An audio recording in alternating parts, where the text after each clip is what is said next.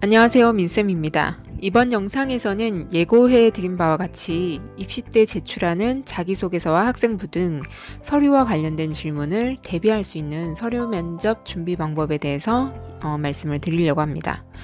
이 영상 찍고 나서 다음 영상에서 제시문 면접과 기타, 시사 관련, 토론, 다중미니 면접 등을 묶어서 다뤄보도록 하겠습니다. 참고로 이번에 제가 몇 회에 걸쳐 제공하는 면접 영상들은 고입이나 대입 면접 준비에 있어서 기본적으로 어떤 준비를 해야 하는 건지 큰 범위에서 소개를 해드리는 겁니다. 그래서 학교마다 특성에 따라서 면접 유형이 좀 다양하기 때문에 상세한 점은 영상을 듣고 나서 개별 상담을 통해서 문의를 주시면 좋을 것 같아요. 우선 서류 면접은 내가 지원하려고 하는 학교에 제출하는 서류부터 확인을 해 보셔야겠죠. 먼저 학생부는 보통 다 들어갈 거고요. 그리고 자기소개서는 제출하는 학교도 있고 없는 학교도 있을 거예요. 그리고 일부 특목고와 대학교에서는 우수성 입증자료 또는 증빙자료라고 해서 학생의 활동을 증명해 줄 수 있는 추가 서류를 요구하는 경우들이 있습니다. 보통 보고서나 개인 활동 자료를 요약해서 학교가 요구하는 양식에 맞춰 작성해서 제출을 하는데 이런 걸 제출했을 경우는 당연히 이와 관련된 질문이 들어올 수도 있기 때문에 대비를 하고 가셔야 됩니다. 서류 관련 면접 준비의 시작은 첫 번째, 서류를 반복해서 읽고 완벽하게 숙지해야 합니다. 저는 보통 10번 이상 읽고 가라고 하거든요. 이게 진짜 중요하고요. 면접 준비에 있어서 매우 기본이 되는 준비 방법입니다. 일단 자기가 쓴 서류에 무슨 내용이 있는지 정확하게 알아야 하잖아요. 근데 진짜 제가 가끔 면접 대비를 친구들 도와줄 때, 가끔 보는 모습인데, 어떤 친구들은 자기소개서 내용을 잘 모르는 경우들이 있어요. 그러니까, 물론 이런 경우 대필을 뭐 의심할 수도 있겠지만, 대필이 아니더라도 쓰고 한 달 정도 지나서 뭐 조금 세부적인 부분은 기억이 안 날 수도 있잖아요. 대략은 기억나지만, 그죠? 하지만 이제 면접 준비에 있어서는 세부적으로 기억을 당연히 해야 됩니다. 그 이상도 기억해내야 됩니다. 그래서, 좀 그런 부분들이 좀 아쉬울 때가 있어요. 그리고 또 다른 이유들도 있는데, 이 자기소개서를 쓰다 보면 부모님, 학교, 또는 뭐 학원 선생님들, 이렇게 자기가 아는 선생님들한테 좀 보여드리잖아요. 친구들한테 보여줄 때도 있고. 그러면서 이제 여러 각도로 조언을 얻으면서 수정을 많이 하게 되는 경우들이 있죠. 그러면서 기억이 좀 섞이기도 하고, 또는 그 대입 수시의 경우에 여러 학교를 쓰다 보니까 또 그 진학하는 학교의 전공이나 학부, 또 뭐 그런 것도 좀 다양할 수 있고, 또 그 학교의 인재상에 맞춰서 자소서를 조금 다양하게 좀 쓰는 경우들이 있다 보니까 그래서 헷갈리는 경우들도 생길 수 있습니다. 어찌 되었든 자기가 제출한 서류의 내용을 정확하게 인지를 못한다면 면접 대비 자체도 어렵고요. 또 대필의 오해를 받으실 수 있기 때문에 그러니까 서류의 진위성, 학생이 썼는지 뭐 이런 것들에 대한 의심을 받을 수 있기 때문에 제대로 공부를 하고 가셔야 됩니다. 공부하는 방법은 일단 내용을 5번에서 10번 정도는 정독을 하고 시작을 하셔야 되고요. 5회에서 10회라는 이 숫자는 그 상징적인 의미고요. 그만큼 자기 서류에 대해서 무슨 내용이 있는지 정확하게 알고 갈 수 있을 정도로 반복적으로 읽고 이해하고 가셔야 된다는 의미입니다. 둘째, 그럼 여기서 공부해야 될 서류가 어떤 서류냐? 단순히 지원학교에 제출한 서류, 뭐 자기소개서나 학생부, 증빙자료만 하면 되느냐? 그런 의미는 아니고요. 그것도 해야 되지만 여기서 추가적으로 이 서류에 나와 있는, 그러니까 자기소개서, 학생부, 증빙자료에 나와 있는 관련된 산출물까지 완벽하게 숙지하고 가셔야 됩니다. 예를 들면 학생부나 자기소개서에 언급된 보고서나 발표자료, 에세이, 독서 감상문들이 있죠. 그런 산출물까지 여러 번 읽고 머릿속에 넣고 가셔야 돼요. 왜냐면 우리가 제출하는 서류는요, 여러분들의 한 2, 3년간의 학교 생활을 축약해 놓은 거예요. 그렇기 때문에 면접은 그 서류만으로 확인할 수 없는 학생의 특징을 살펴보기 위해서 더 구체적으로 물어볼 수 있는 기회죠. 그럼 당연히 서류를 뼈대로 하되 거기에 숨겨진 스토리를 준비를 해 가야 되는 거예요. 학생부는 말할 것도 없고 자기소개서 같은 경우도 한문항당 뭐 1000자에서 1500자 이내인데 거기에 어떤 경우에 뭐 하나의 소재에서 세 가지 소재 정도 이제 축약해서 적다 보니까 그 학생들의 활동의 깊이나 과정이나 결과의 구체성에 대해서는 학교 측에선 더 궁금할 수도 있다는 거예요. 특히 보고서 등 산출물 등은 학교 측에 제출하지 않지만 학생부와 자기소개서에 간략하게 언급이 되어 있기 때문에 그것을 그 스토리를 보완하는 면접 공부를 하는데 매우 중요한 자료입니다. 자, 생각을 해보세요. 우리 자기소개서 쓸 때 보통 뭐 동기, 과정, 느낀 점 이런 것들을 적잖아요. 그러면 이제 짧게 요약해서 쓰다 보니까 그 학생들 본인도 사실 이제 구체적으로 떠올리지 않으면 그때 정확하게 무슨 활동을 했고 내가 어떤 역할을 했고 그때 실험 결과가 어떻게 나왔고 난 무엇을 그걸 통해서 배우고 느꼈는지 또는 그 과정에서 친구들하고 에피소드는 없었는지 하나하나 다 어떻게 기억을 하겠어요. 그거는 한계가 있거든요. 그래서 이 산출물을 보고 가는 게 정말 중요합니다.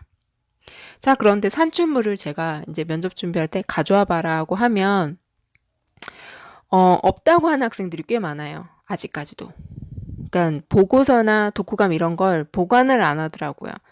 있어도 당시에 자료 조사를 제대로 안 했던 굉장히 부실한 자료이거나 당시 본인이 배우고 느꼈던 점 같은 그런 소감이나 이런 것들 제대로 기록하지 않은 경우도 굉장히 많아요. 어떤 과정을 거쳐서 누가 서로 어떤 역할을 했는지 기록이 없는 경우가 너무 많아서 이제 사실 굉장히 좀 난감하죠. 미처 이런 전형으로 대학을 가게 될지 모르고 공부만 열심히 하면 되는 줄 알고 준비를 못한 경우도 있겠지만, 고1부터 또는 뭐 중학교 1학년부터 자기가 이제 특별한 어떤 학교를 진학을 하겠다, 학생부 관리가 들어가야 된다라는 걸 알고도, 제대로 자료를 작성하거나 보관하지 않은 경우들이 많습니다. 가지고 있어도 일부만 가지고 있는 경우도 있고요. 그래서 중요하게 여기서 짚고 넘어가야 되는 게 자료가 없는 친구들 상당수가 제대로 학생부에 있는 탐구 활동을 하지 않은 경우가 많습니다. 쉽게 얘기해서 진심으로 호기심을 갖고 제대로 탐구 활동을 하거나 아니면 교내 행사, 다양한 프로그램에 적극적으로 참여하지 않고 형식적으로 한 친구들이 꽤 많다는 거죠. 제가 자기소개서 관련 영상 찍을 때도 제가 이 얘기를 자꾸 드렸는데, 어, 정말 이런 경우가 너무 많아요. 독후감 가져오보라 하면 하나도 없는 친구들도 많은데, 실제 물어보면 안 읽었고요. 그리고 이제 뭐 일부만 읽고, 이렇게 그냥 올린 경우도 많아요. 그래서 뭐 학생부에 먼저 올리고, 그 다음에 방학 때 읽으려고 했어요. 근데 뭐 다 못 읽었어요. 이런 얘기 하는 친구들도 있거든요. 그렇게 하면 안 돼요. 어. 어떻게 해야 되는지는 저희 영상에 학생부 관리 방법과 관련된 영상이 있으니까 그 9개 영상이 잘 정리가 돼 있으니까 그 부분을 보셨으면 좋겠습니다. 네. 아무튼, 이러한 사실을 인정할 수밖에 없는 게, 만약에 우리 학생들이 진짜 자료 보관은 안 했지만 그 당시 정말 대학 가기 위한 전략만으로 했던 건 아니고, 정말 그 활동을 즐기고, 좋아했던, 열심히 했던 학생들이라면 그 당시 이제 관련된 기록 자료가 좀 부족해도 어느 정도는 답변이 나옵니다. 면접 한두 달 남기고 충분히 기억이 흐릿한 부분들을 좀 준비할 수가 있어요. 그러니까 자기소개서나 뭐 학생부에 있는 기록 중심으로 이렇게 좀 찾아서 정리를 해볼 수가 있습니다. 왜 본인이 진짜 그 당시 고민해서 활동한 게 사실이니까요. 그런데 그냥 이게 단순히 대학 가기 위해서 난 마음에도 없는데 형식적으로 했던 친구들, 대학 가려면 이런 거 해야 된다고 해서 그냥 했던 친구들은 실제 깊이 있게 고민하거나 열심히 활동했던 게 아니기 때문에 기억이 난다 하더라도 건질 게 없어요. 아니면 감춰야 돼요. 좀 부끄러워서. 좀 그런 경우들도 있었어요. 그래서, 학생부가 완성되기까지 2년 반 동안 여러분들이 대학 가기 위해 마지못해 억지로 활동한 척하고 뻥튀기한 내용을 학생부에 쓰고 그걸로 면접을 보는 게 아니라 진심 어린 활동을 하는 게 면접 대비해서 가장 중요한 기본입니다. 어. 그래서 제가 늘 조금 어릴 때 아이 데리고 상담 오시는 부모님들께 말씀드리고 또 그 아이들한테 얘기를 하는 게 면접은 짧게는 고교 입학부터 예를 들면 그러니까 대인 면접은 짧게는 고등학교 입학부터 준비하는 것이고요. 길게는 취학 이후부터 학교라는 곳에 들어가기 시작한 이후부터 내가 쌓아온 나의 열정, 어, 나의 탐색, 내 능력, 이런 것들 하나하나가 쌓여져서 이루어지는 겁니다. 이게 70% 이상 준비가 되어야 합니다. 면접 한두 달 전에 무슨 아나운서 학원 보내고 이런다고 해서 면접이 되는 게 아니에요. 진학 면접은 그런 게 아니에요. 그 진학을 위한 입시 면접은 말 잘하고 반듯한 이미지를 가진 사람을 뽑는 게 목적이 아니에요. 그러니까 제가 면접 영상을 이렇게 찍는 이유도 사실 이 부분을 가장 강조하고 싶었기 때문이에요. 앞서 자기소개서 영상에서도 말씀드린 건데 결국 진실된 활동으로 학생부나 자기소개서 같은 이런 서류들이 꾸려졌으면 좋겠어요. 요즘 뻥이 너무 심해요. 애들 가지고 오는 서류 보면. 어, 근데 이게 다 알아봅니다. 음, 서류만 봐도 티가 나는 경우들도 있고요. 보는 방법이 있어요. 그러니까 면접에서 말 시켜보면 더 확실히 알아요. 학생들의 학생부를 보고 학생을 만나서 인터뷰 해본 경험이 오랫동안 쌓인 분들은 나름 이렇게 찾아내는 노하우가 생깁니다. 그다음에 그럼 셋째. 셋째는 예상 문제를 뽑아보는 건데요. 서류를 5회에서 10회 정도 정독을 하시라고 말씀을 드렸는데, 서류를 보면서, 예상 문제를 한 번씩 뽑아보세요. 그러니까 예상 문제는 진학하려고 하는 대학에 제출한 서류. 그러니까 학생부만 제출한 친구들은 학생부만 가지고 한번 먼저 뽑아보시고요. 학생부와 자기소개서를 같이 제출한 학생들은 그 두 가지를 가지고 같이 놓고 이렇게 한번 뽑아보세요. 나머지 자료들은 면접 대비 공부하는 자료로 사용을 하시면 됩니다. 그러니까 제출한 서류만 가지고 문제를 뽑는 용도로 활용을 하시라는 거예요. 또는 우수성 입증자료나 증빙자료 제출한 경우는 이와 관련된 부분도 같이 문제를 꼭 뽑아 보셔야 됩니다. 자, 그럼 문제를 어떻게 뽑냐고요? 자, 그러니까 제가 첫 시간에 강조한 게 뭐였나요? 네, 기출문제를 분석하라고 한 이유 중에 하나가 바로 이거예요. 기출문제를 충분히 분석을 하시고 자기 서류를 봐야지 예상 질문도 유추해낼 수가 있겠죠. 자, 예를 들어 독서 관련 질문이 매해마다 나오는 대학이 있었어요. 또 똑같이 탐구 활동에 대한 질문을 하더라도 어떤 대학은 그 탐구 활동의 과정이나 어려움을 극복했던 과정, 추가적으로 뭐 느낀 점, 뭐 팀이었다면 본인은 어떤 역할을 했는지 뭐 좀 상세한 스토리 중심으로 물어보는 경우도 있고 또는 그 탐구 활동과 연결된 교과 개념에 대해서 물어볼 수도 있습니다. 예를 들면 탐구 활동에서 확률과 관련된 수학의 확률과 관련된 개념이 사용됐다면 확률의 교과 개념에 대해서 물어볼 수 있는 거죠. 저 같은 경우에는 기출 유형에 따라서 우선순위를 두고 준비를 시키지만 결국 서류 면접 대비할 때 모두 다 공부를 하라고 합니다. 어떻게 질문이 나올지는 알 수 없는 것이고 또 진짜 탐구를 했다면 관련된 교과 개념은 당연히 알아야 하는 거잖아요. 그죠? 또 알면 더 답변을 하는데 활용할 수 있는 여지도 있고요. 한편 자신이 지원하는 학교의 기출을 다 분석했다면 그와 유사한 유형으로 면접이 진행되는 타 학교 기출도 함께 분석을 해보세요. 그렇게 참고하시면 아마 예상 문제를 뽑기가 굉장히 수월하실 겁니다. 따로 사교육을 받지 않은 학생들의 경우에는 문제를 뽑고 답변하는 과정에서 당연히 진학 경험이 많으신 학교 선생님들의 도움 꼭 받으시고요. 자기 혼자만의 시각으로 예상 문제를 뽑지 말고 친구들이나 비슷한 전형으로 대학에 진학한 선배들의 조언을 얻는 것도 도움이 됩니다. 자, 넷째, 예상 질문에 대한 답변해 보기인데요. 평소에 긴장한 상황에서 말을 잘 못하는 친구들은 예상 질문에 바로 답변을 할 자신이 없다면 우선 글로라도 간단히 정리를 해보고 그것을 말로 표현해보는 연습을 하는 것도 좋습니다. 하지만 중요한 건 글로서 그치지 말고 말로 표현하는 연습을 반드시 그 뒤에 하셔야 돼요.